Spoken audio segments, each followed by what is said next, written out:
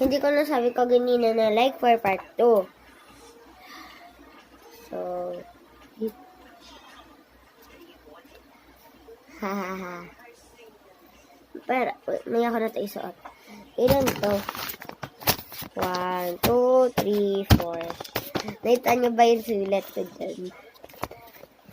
Tawa lang ako, be. Yung action na tinutukoy ko, kaibigan ko yun.